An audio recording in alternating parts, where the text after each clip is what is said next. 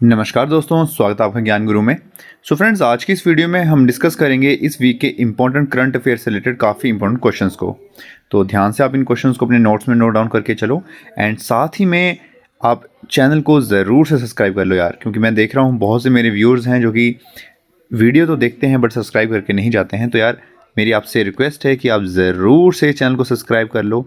हम बहुत पास हैं 1K को टच करने के, तो यार ज़रूर से दबा के सब्सक्राइब करो। सो आते हैं फर्स्ट क्वेश्चन पे। फर्स्ट क्वेश्चन है आपका, who has recently been selected for the 59th Jnanpith award, India's highest literary honour. तो जनपीठ जो अवार्ड है 59th, उसके लिए किसको सिलेक्ट किया गया है इस बार? तो इसका जो राइट आंसर है वो आपका रहेगा विनोद कुमार शुक्ला। 59th जनपीठ अवार्ड जो है उसके लिए सिलेक्ट किया गया है विनोद कुमार शुक्ला जी को। अगर हम बात करें जनपीठ अवार्ड की, तो देखिए ये स्टार्ट कब हुए थे ये भी आपको मालूम होना चाहिए। शुरू हुए थे 1961 में। एंड बात करें फर्स्ट जनपीठ अवार्ड किसको दिया गया था, तो वो थे एक मलयाली पोइट जिनका नाम था जी शंकर कुरूप। एंड उनको उनकी एक पोइम्स की कलेक्शन थी जिसका नाम था ओडकुच्छल यानी कि फ्लूट, इन 1966। उनकी पोइम्स की कलेक्शन थी जिनका नाम था ओडकुच्छल, जिसका मीनिंग होता है फ्लूट। एंड उनको 1966 में जनपीठ अवार्ड से नवाजा गया था। बात करें 58th की, क्वेश्चन में अभी हमने बात करी 59th जनपीठ अवार्ड की, आपसे एक साल पहले का भी पूछा जा सकता है एग्जाम में। तो 58th जनपीठ अवार्ड जो था वो दिया गया है Urdu poet Gulzar and Sanskrit scholar Jagat Guru Rambhadracharya को। तो 59th जनपीठ जो अवार्ड है वो भी आपको मालूम होना चाहिए, जो कि दो पर्सन्स को मिला गया है, जो कि एक हैं आपके उर्दू पोइट गुलजार एंड दूसरे हैं संस्कृत स्कॉलर। तो ये क्वेश्चन भी आपसे पूछा जा सकता है अपने एग्जाम में, तो आपको हर वे में खुद को प्रिपेयर रखना है। नेक्स्ट क्वेश्चन पे आते हैं। क्वेश्चन है आपका, when is world metrological day observe annually. तो जो वर्ल्ड मेट्रोलॉजिकल डे है वो हर साल कब मनाया जाता है? तो इसका जो राइट आंसर है वो आपका रहेगा 23 मार्च। 23 मार्च को आपका वर्ल्ड मेट्रोलॉजिकल डे है वो उसको मनाया जाता है। बात करें कि इस बार की जो मेट्रोलॉजिकल आपका मनाया गया है उसकी थीम क्या है, क्योंकि देखो थीम जो है वो काफ़ी बार आपसे पर्टिकुलर डे की पूछी जा सकती है एग्जाम में। तो इस बार की जो थीम थी वो थी closing the early warning gap together. Closing the early warning gap together जो कि थीम है वर्ल्ड मेट्रोलॉजिकल डे 2025 की। नेक्स्ट क्वेश्चन पे आते हैं। क्वेश्चन है आपका friends, who has been appointed as the brand ambassador of Tata Motors. तो टाटा मोटर्स के हाल ही में ही जो ब्रांड एम्बेसडर हैं वो कौन बने हैं? तो इसका जो राइट आंसर है वो आपका रहेगा विक्की कौशल। विक्की कौशल को ब्रांड एम्बेसडर नियुक्त किया गया है टाटा मोटर्स का। अगर हम बात करें टाटा मोटर्स के बारे में, तो देखिए टाटा का फाउंडर कौन थे? तो फाउंड किया था इनको जे.आर.डी. टाटा ने। एंड इसके हेडक्वार्टर की अगर हम बात करें टाटा मोटर्स की, तो वो हैं आपके मुंबई में लोकेटेड। एंड प्रेजेंट चेयरमैन की अगर हम बात करें तो वो हैं नटराजन चंद्रशेखर करन। नटराजन चंद्रशेखर करन जो हैं वो प्रेजेंट में आपके चेयरमैन हैं टाटा मोटर्स के। नेक्स्ट क्वेश्चन पे आते हैं। क्वेश्चन है आपका, between whom will the AIKEYME exercise be held. तो ये आपकी एक्सरसाइज है जो कि किन दो देशों के बीच हो रही है? तो इसका जो राइट आंसर है वो आपका रहेगा इंडिया एंड अफ्रीकन कंट्रीज। देखिए नाम यहाँ पे थोड़ा कॉम्प्लिकेटेड है, बट ये जो एक्सरसाइज है ये आपकी हो रही है या होगी इंडिया एंड अफ्रीकन कंट्रीज के बीच। बात करें एक्सरसाइज के बारे में, इसका मीनिंग क्या है, क्योंकि थोड़ा सा ऑकवर्ड सा आपको नाम लग रहा हुआ, तो इसका मीनिंग संस्कृत में है यूनिटी। संस्कृत में इसका मीनिंग है यूनिटी। एंड ये जो एक्सरसाइज है ये की जाएगी इंडिया एंड 10 अफ्रीकन कंट्रीज के बीच। ये जो एक्सरसाइज है आपकी, जिसका संस्कृत में मीनिंग है यूनिटी, ये आपकी कंडक्ट करवाई जाएगी। नेक्स्ट क्वेश्चन पे आते हैं। क्वेश्चन है आपका, who has been appointed as India's new finance secretary. तो हाल ही में ही इंडिया के न्यू फाइनेंस सेक्रेटरी जो हैं वो कौन बने हैं? तो अपॉइंट किया गया है, उनका नाम है अजय सेठ। अजय सेठ जी को न्यू फाइनेंस सेक्रेटरी जो है वो इंडिया का अपॉइंट किया गया है।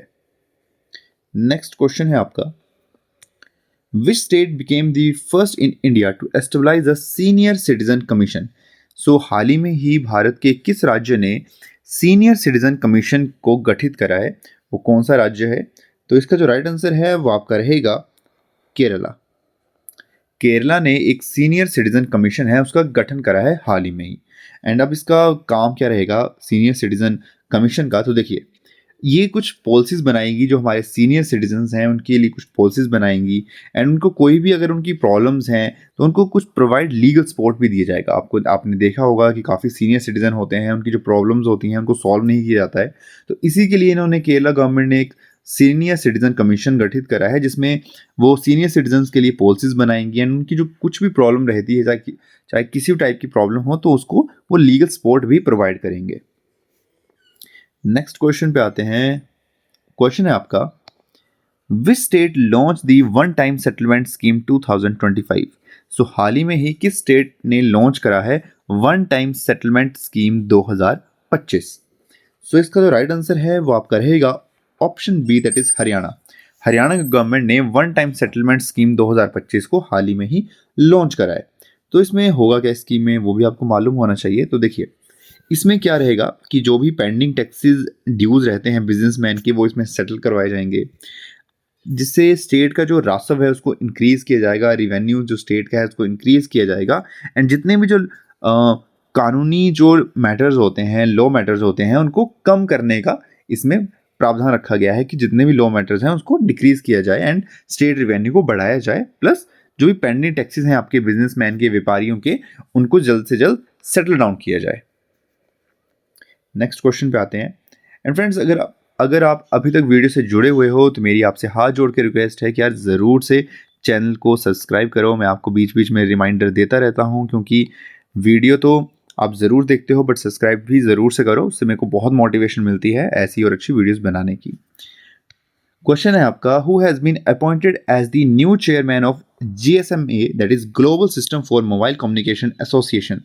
तो GSMA के हाल ही में ही न्यू चेयरमैन किसको अपॉइंट किया गया है? तो इसका राइट आंसर रहेगा आपका गोपाल वित्तल को। गोपाल वित्तल जो हैं वो हाल ही में ही GSMA के न्यू चेयरमैन अपॉइंट हुए हैं।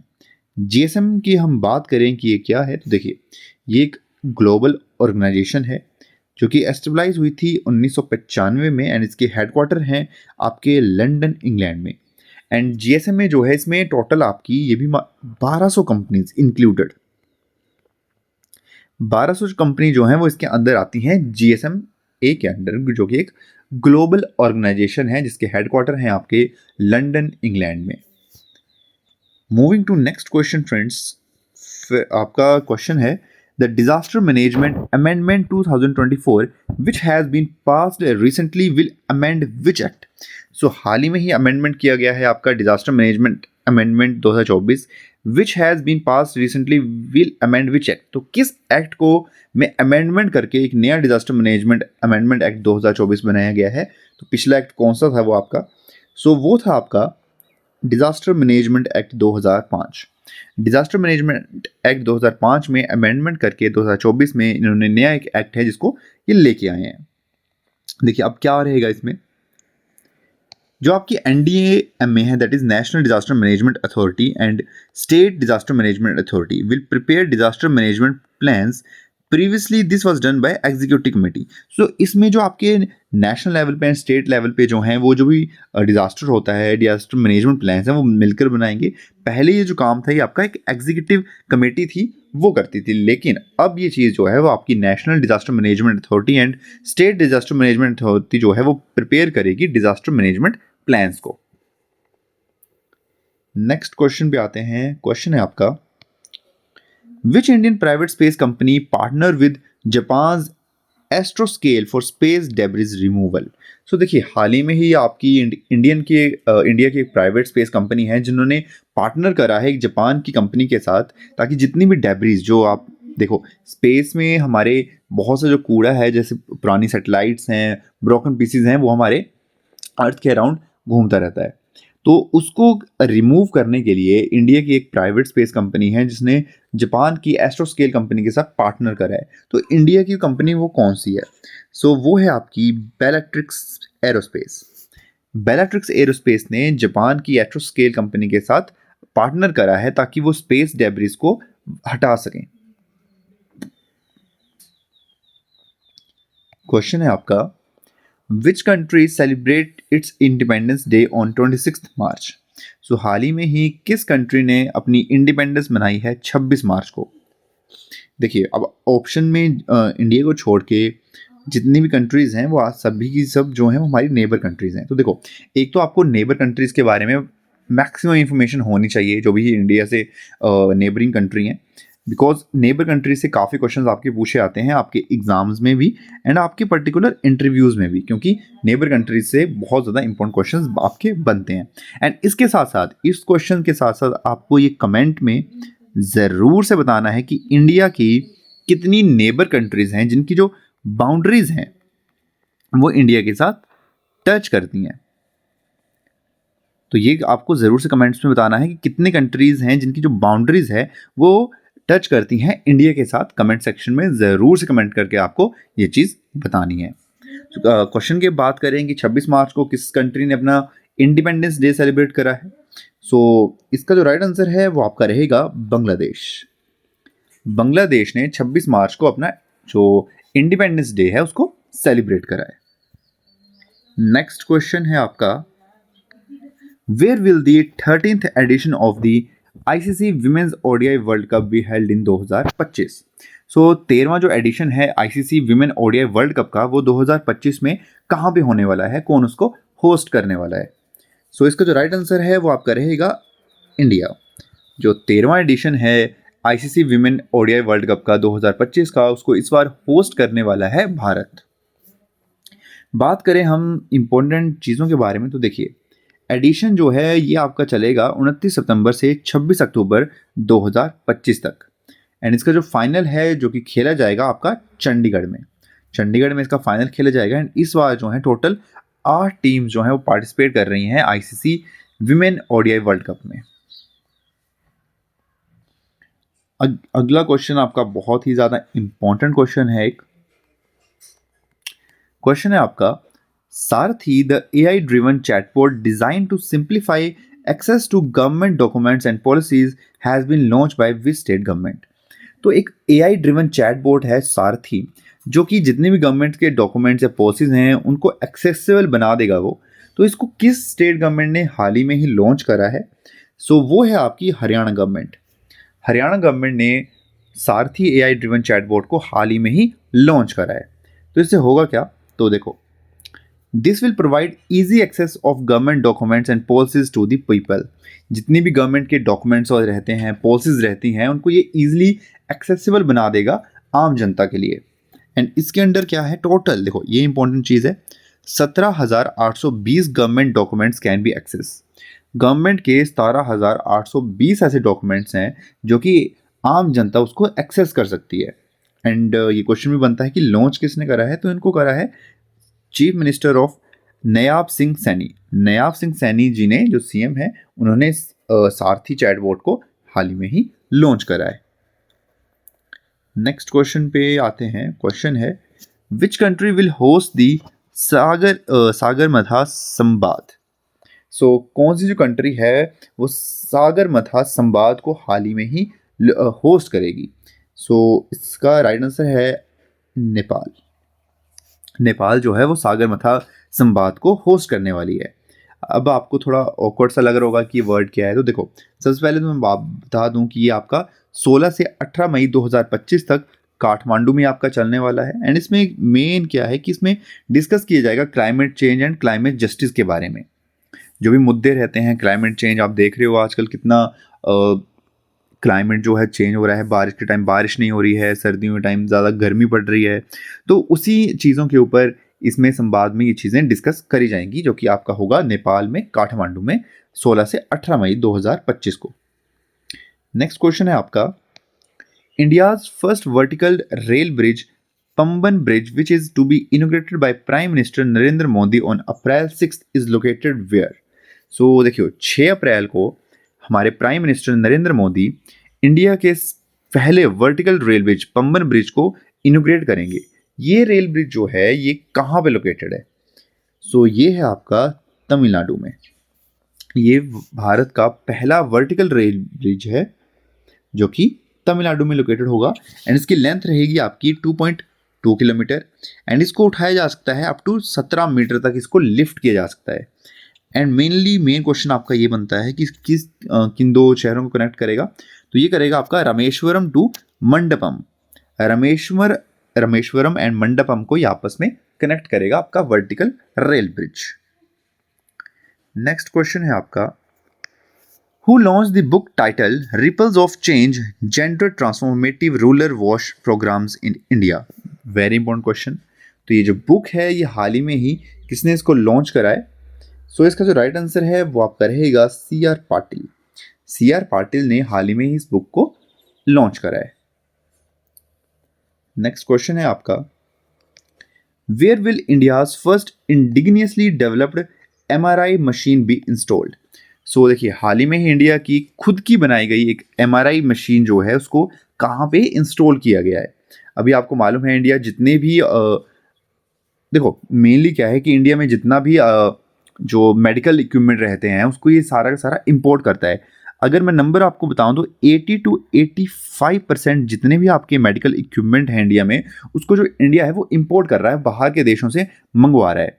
तो इस चीज़ को घटाने के लिए, इस परसेंटेज को डिक्रीज करने के लिए अब इंडिया जो है खुद के भी इक्विपमेंट को डेवलप कर रहा है। तो हाल ही में ही इंडिया ने अपनी खुद की एक डेवलप MRI मशीन जो है उसको बनाया है एंड उसको इंस्टॉल करा है कहाँ पे? सो वो करी है आपके इंडिया के सबसे बड़े हॉस्पिटल एम्स दिल्ली में। एम्स दिल्ली में पहला MRI जो मशीन है जिसको खुद इंडिया ने बनाया है उसको इंस्टॉल किया गया है। तो ये एक बहुत ही ज़्यादा इंपॉर्टेंट क्वेश्चन है। नेक्स्ट क्वेश्चन पे आते हैं। क्वेश्चन है आपका, who has been awarded the Abel prize 2025 often refer to as the Nobel prize of mathematics? So Abel prize 2025 जो है किसको नवाजा गया है इस बार से? सो वो हैं आपके मसाकी काशिवारा। मसाकी काशिवारा को इस अवार्ड 2025 से नवाजा गया है जिसे नोबेल प्राइज ऑफ मैथमेटिक्स भी कहा जाता है। एंड इसको कौन देता है हर साल? तो देखो, फर्स्ट टाइम ये दिया गया था 2003 में एंड ये जो अवार्ड है ये दिया जाता है government of Norway every year. Norway की जो गवर्नमेंट है वो इसको हर साल देती है। नेक्स्ट क्वेश्चन पे आते हैं। क्वेश्चन है फ्रेंड्स आपका, who top the medal tally in Khelo India para games 2025? Khelo India para games 2025 में मेडल टैली में सबसे टॉप पे कौन सा स्टेट रहा है? सो देखो, इसका जो राइट आंसर है वो आपका रहेगा option C, that is Haryana. Haryana ने इसमें टॉप करा है। एंड कमेंट में आप ज़रूर से कमेंट करके बताओ, क्योंकि ये क्वेश्चन भी आपका बनता है कि टोटल कितने मेडल्स उन्होंने जीते हैं, कितने मेडल जीते हैं हरियाणा ने, ये आपको कमेंट सेक्शन में ज़रूर से बताना है।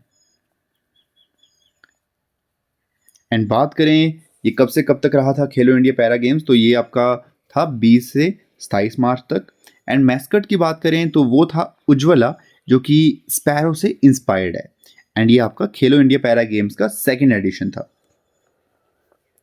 नेक्स्ट क्वेश्चन पे अगर हम आए तो क्वेश्चन है आपका, who became the first Indian women to enter the top 10 list of the world's richest women in the Hurun global rich list 2025? So India की फर्स्ट इंडियन वीमेन कौन है जो कि एंटर हुई हैं top 10 list of the world richest women में in Hurun global rich list 2025 में? सो किस इंडियन वीमेन ने इसमें अपना नाम हासिल करा है? तो वो हैं आपके रोशनी नाडर। रोशनी नाडर ने इसमें अपना टॉप 10 लिस्ट में अपना नाम हासिल करा है। एंड ये कौन है? तो देखो, ये हैं आपकी founder and chairperson of HCL technologies. जो आपकी HCL टेक्नोलॉजीज़ हैं उसकी ये फाउंडर एंड चेयरपर्सन है। एंड नेटवर्थ की अगर हम बात करें, इनकी कुल संपत्ति कितनी है, तो वो है आपकी 40 बिलियन US$, यानी कि 3.5 lakh crore rupees. Next question पे आते हैं। कंप्यूटर दीदी centre and Didi Ki Dukan initiative will be run by which organisation? So बहुत ही ज़्यादा इंपॉर्टेंट क्वेश्चन है कि आपका कंप्यूटर दीदी centre and Didi Ki Dukan initiative जो है वो कौन सी ऑर्गेनाइजेशन उसको रन कर रही है? सो इसका जो राइट आंसर है वो आपका रहेगा option B, that is ministry of rural development and UNICEF युवा। दो इसमें डिपार्टमेंट्स हैं आपके, फर्स्ट है ministry of rural development and second is UNICEF युवा, जो हैं वो इन दोनों इनिशिएटिव को ऑर्गेनाइज कर रहे हैं। नेक्स्ट क्वेश्चन है आपका, where has the tri service exercise x Prachand Prahar conducted by the Indian army. So ये जो एक्सरसाइज है आपकी, ये कहाँ पे कंडक्ट की जा रही है? सो इसका जो राइट आंसर है वो आपका है अरुणाचल प्रदेश। एक्स प्रचंड प्रहार कंडक्ट जो है वो एक्सरसाइज इंडियन आर्मी के द्वारा कंडक्ट हो रही है अरुणाचल प्रदेश में। नेक्स्ट क्वेश्चन पे आते हैं, बहुत ही ज़्यादा इंपॉर्टेंट क्वेश्चन है, जस्ट रिसेंट इवेंट है अभी। तो देखो, which country declare a state emergency after the earthquake in Myanmar on March 28, 2025। तो 28 मार्च को आपको मालूम है कि बहुत ही ज़्यादा भयंकर एक अर्थक्वेक हिट करा है म्यांमार में। तो किसने वहाँ पे एक स्टेट इमरजेंसी जो है वो डिक्लेयर कर दी है? सो इसका जो राइट आंसर है वो आपका है थाईलैंड। म्यांमार एंड थाईलैंड में ये जो अर्थक्वेक है आया है, तो थाईलैंड इसके चलते वहाँ पे एक स्टेट इमरजेंसी डिक्लेयर कर दी है। नेक्स्ट क्वेश्चन है आपका, the recently launch LIBA is a business association between which two countries. So हाल ही में ही एक लीबा इज अ बिजनेस एसोसिएशन है जो कि किन दो कंट्रीज के बीच ये हुई है? सो वो है आपकी India and Sri Lanka. India and Sri Lanka के बीच लीबा इज अ बिजनेस एसोसिएशन जो चीज़ है वो लॉन्च हुई है। नेक्स्ट क्वेश्चन है आपका, what is the name of the operation launch by the Indian government for the earthquake victims of Myanmar? Very very important question. देखो, 28 मार्च को जो अर्थक्वेक हिट करा है म्यांमार को, तो इंडियन गवर्नमेंट ने एक ऑपरेशन चलाया है उनके विक्टिम्स की हेल्प करने के लिए। सो उस ऑपरेशन का नाम क्या है? सो देखो, वो है आपका ब्रह्मा। ब्रह्मा उस मिशन का नाम है। सो फ्रेंड्स, ये थे इस वीक के इम्पोर्टेंट करंट अफेयर के क्वेश्चंस। आई होप आपको ये वीडियो पसंद आई होगी एंड ये करंट अफेयर्स से रिलेटेड क्वेश्चंस काफ़ी ज़्यादा इंपॉर्टेंट है। आप अगर आप नोट्स बना रहे हो तो ये क्वेश्चन आपकी बहुत ही ज़्यादा हेल्प करेंगे आपके एग्जाम्स में। एंड इसके साथ साथ आप अगर जीके की प्रिपरेशन कर रहे हो, हिमाचल का एग्ज़ाम क्रैक करना चाहते हो, कोई सा भी, भले ही आप HPPSC की प्रिपरेशन कर रहे हो, HPRCA की कर रहे हो या HP पुलिस की कर रहे हो, एंड इसके साथ साथ HP टेट की भी जो आपकी एग्ज़ाम्स हैं वो जून में आपके आने ही वाले हैं। तो मैक्सिमम 2 से ढाई महीने ही आपके पास बचे हैं। तो HP टेट से रिलेटेड भी मैं वीडियोस लेके आऊँगा एंड इसके पहले भी HP टेट से रिलेटेड वीडियोस अवेलेबल हैं मेरे चैनल पे, प्लेलिस्ट में आपको मिल जाएंगे। तो आप ज़रूर से HP टेट की वीडियोस को भी ज़रूर से देखो, क्योंकि अभी आपके वही जो एग्ज़ाम है वो आने वाले हैं। एंड HP पुलिस के लिए भी आपको तो करंट अफेयर्स एंड जीके से रिलेटेड जो वीडियोस हैं वो मिल ही रही हैं। तो इन्हीं क्वेश्चन से आप अपना जो जीके का सेक्शन है एंड करंट अफेयर का सेक्शन है उसको क्लियर कर सकते हो। सो आई होप आपको आज की वीडियो पसंद आई होगी। तो ज़रूर से वीडियो को लाइक कर दो, वीडियो को शेयर कर दो एंड चैनल को ज़रूर से सब्सक्राइब कर दो। मैं आपसे मिलूंगा नेक्स्ट वीडियो में, तब तक के लिए अपना ख्याल रखो। Bye bye.